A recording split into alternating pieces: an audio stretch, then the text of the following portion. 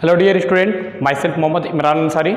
Dear student, today we will discuss about fundamental unit of life part number 3rd. Okay, आज हम लोग बात करेंगे फंडामेंटल यूनिट ऑफ लाइफ यानी कि सेल के बारे में हम लोग बात करेंगे, उसके 3rd वीडियो के बारे में आज हम लोग बात करेंगे। तो आइए बच्चों हम लोग जानते हैं इसमें टॉपिक हम लोग को क्या क्या कवर करना है। आज का टॉपिक है यूनिसेलुलर एंड मल्टीसेलुलर एंड कुछ सेल्स के शेप के बारे में, ठीक है, शेप एंड साइज के बारे में, उनके बारे में आज हम लोग डिस्कस करेंगे।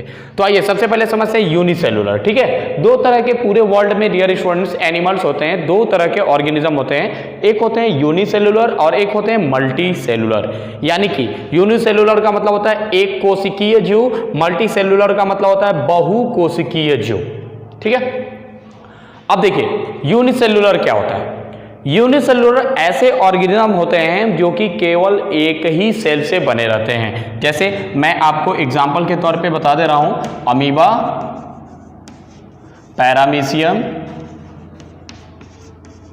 पैरामीशियम, यूग्लिना, एटीसी एक्सेट्रा, ठीक है ना। मतलब ऐसे ऑर्गेनिज्म जो केवल एक ही सेल से बने होते हैं उनको हम क्या कहते हैं, एक कोशिकीय ऑर्गेनिज्म यानी यूनिसेलुलर ऑर्गेनिज्म। समझ में आ रहा है। Those organism which are made up by only a single cell are called unicellular organism. ऐसे जीव या ऐसे ऑर्गेनिज्म जो केवल एक ही कोशिका से बने हुए होते हैं उनको हम लोग एक कोशिकीय जीव कहते हैं, जैसे कि amoeba, paramecium and so on, और भी बहुत सारे जीव होते हैं।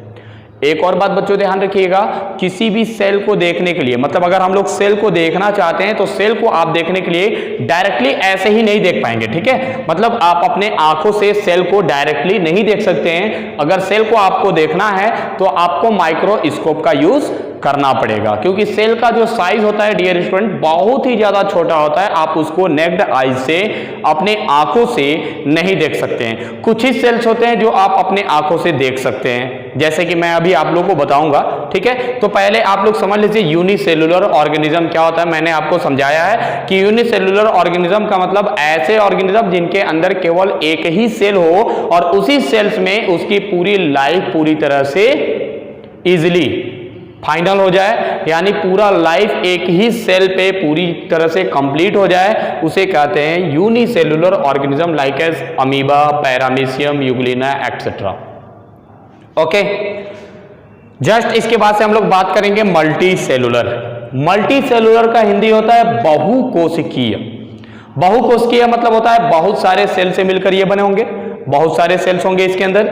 यानी कि इसका एग्जांपल अगर आप लोग देखेंगे तो ह्यूमन बीइंग, ह्यूमन हो गया, एनिमल्स हो गए एक्सेट्रा etc।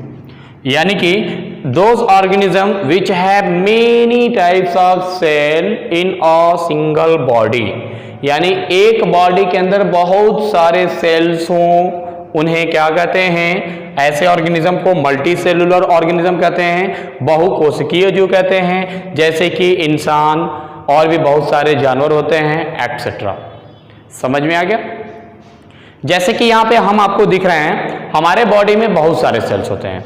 हैंड के सेल्स अलग हैं, ईयर सेल्स अलग हैं, हेयर के सेल्स अलग हैं। समझ में आ रहा है। यानी बॉडी में जितने भी पार्ट्स हैं सबके अलग अलग सेल्स होते हैं और सबका काम भी अलग अलग होता है। यानी हमारे बॉडी में बहुत सारे सेल्स होते हैं, बहुत सारे एनिमल्स में बहुत सारे सेल्स होते हैं। समझ में आ गया। यानी एक बॉडी में बहुत सारे सेल्स पाए जाते हों उनको कहेंगे मल्टी सेलुलर यानी बहुकोशिकीय जीव, मल्टी सेलुलर ऑर्गेनिज्म।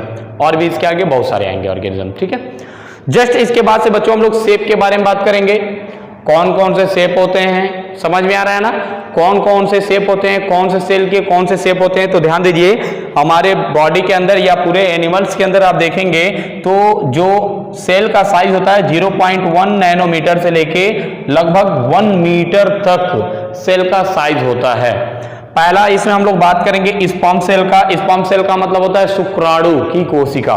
शुक्राणु की कोशिका क्या होता है, स्पर्म सेल्स क्या होता है, जो मेल के बॉडी पार्ट से सिक्रीट होता है जब सेक्सुअल रिप्रोडक्शन होता है। मेल के पेनिस जो पार्ट होता है, जो आउटर मोस्ट हैंगिंग पार्ट होता है, वहां से निकलता है, उसको हम लोग स्पर्म सेल्स कहते हैं। इसकी डियर स्टूडेंट साइज जो होती है 30 माइक्रोन यानी 30 म्यू एम क्यूब, इतना इसका छोटा साइज होता है। यानी इसको आप माइक्रोस्कोप से ही देख पाएंगे, ऐसे आप अपने आई से देखना चाहें तो इम्पॉसिबल है, इसको आप नहीं देख सकते हैं। एक बार में मेल के बॉडी से 3 to 4 करोड़ स्पर्म बाहर निकलते हैं, इस बात को भी आप लोग याद रखिएगा, जिसमें से केवल एक ही स्पर्म जाके फीमेल के ओवम से फ्यूज करता है और एक बच्चे का फॉर्मेशन होता है 9 मंथ के बाद। जस्ट बच्चों हम लोग बात करेंगे आरबीसी सेल्स के बारे में। आरबीसी क्या है, रेड ब्लड सेल्स, ठीक है, रेड ब्लड कार्ड सेल्स भी इसको बोलते हैं, रेड ब्लड सेल्स भी होता है। ये जो कलर है ये रेड कलर का होता है ड्यू टू हीमोग्लोबिन, क्योंकि इसके अंदर हीमोग्लोबिन होता है।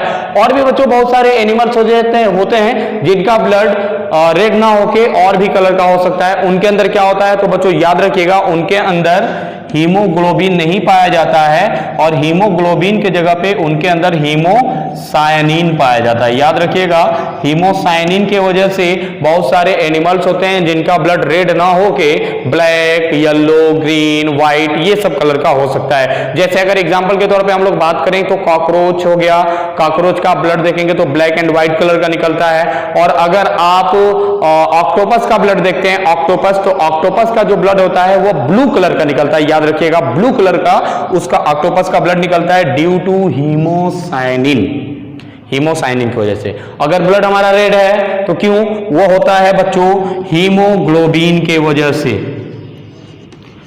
हीमोग्लोबिन की वजह से। यानी अगर किसी का खून आपको लाल दिख रहा है तो उसके अंदर ये प्रेजेंट होगा हीमोग्लोबिन, और किसी का अगर ब्लड मान लीजिए रेड ना होके किसी भी कलर का दिख रहा है यानी कि हीमोसायनिन उसके बॉडी के अंदर होगा, इस बात को याद रखिएगा।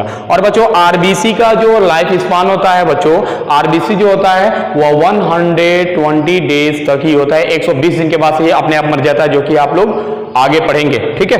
तो देखिए आरबीसी जो होता है बच्चों, इसका जो साइज होता है 100 म्यू एम क्यूब यानी 100 माइक्रोन मीटर क्यूब होता है, इसको याद रखिएगा, बहुत ही छोटा होता है। इसको भी आप अपने आंखों से नहीं देख सकते हैं, इसको देखने के लिए हमको माइक्रोस्कोप का यूज करना पड़ता है। जस्ट इसके बाद से हेयर सेल्स के बारे में देखेंगे। हेयर सेल्स वो भी कौन से सेल्स के बच्चों बात हो रहा है, तो याद रखिएगा ईयर के बारे में, यानी कान के अंदर जो सेल्स होते हैं, हेयर सेल्स होते हैं, उनका जो साइज होता है 4000 म्यू एम क्यूब होता है, इसको याद रखिएगा। और ऑस्ट्रिच का एग जो होता है वो भी एक तरह का सेल होता है, उसको सबसे बड़ा सेल्स माना जाता है, कोशिका माना जाता है। वो 130 mm से लेके 170 mm तक होता है, यानी कि इतना बड़ा होता है, वो पूरा एक तरह का सेल होता है। ऑस्ट्रिच का एग एक पूरा सबसे बड़ा सेल्स होता है। और हमारे बॉडी में कभी कभी क्वेश्चन पूछता है कि हमारे बॉडी में सबसे बड़ा सेल्स क्या है, तो हमारे बॉडी में सबसे बड़ा सेल्स नर्व सेल्स है, जिसको हम लोग न्यूरॉन्स के नाम से जानते हैं। न्यूरॉन्स हमारे बॉडी में डिफरेंट पार्ट्स में, जैसे टेलीफोन का वायर होता है फैला रहता है पूरे मिट्टी के अंदर चारों तरफ, उसी तरह से हमारे बॉडी के अंदर भी न्यूरॉन्स भी चारों तरफ फैले रहते हैं। हम किसी चीज को टच करते हैं तुरंत पता चल जाता है कि ये ठंडा है या गर्म है या क्या है, हम लोग देख के पता कर लेते हैं। तो ये सभी नर्व सेल्स की वजह से होता है, जिसका नाम है न्यूरॉन्स। और इसका साइज स्टूडेंट होता है 0.1 म्यू एम से लेके 1 मीटर तक इसका साइज होता है। 1 मीटर मतलब हमारा ये जो हाथ इतना बड़ा आपको दिख रहा है, यानी ऐसे ऐसे करके पूरे हमारे बॉडी पार्ट्स में ये फैले होते हैं, ठीक है। तो इतना पार्ट आप लोग याद रखिएगा। आज का जो टॉपिक था यूनिसेलुलर था एंड मल्टी सेलुलर था। उम्मीद करता हूं कि आप लोगों को समझ में आ गया होगा। ये पार्ट 3 था, कल पार्ट 4 मैं बहुत जल्दी अपलोड कर दूंगा, ठीक है ना। तो आप लोग इसको पढ़ते रहिए। Thank you for watching this video.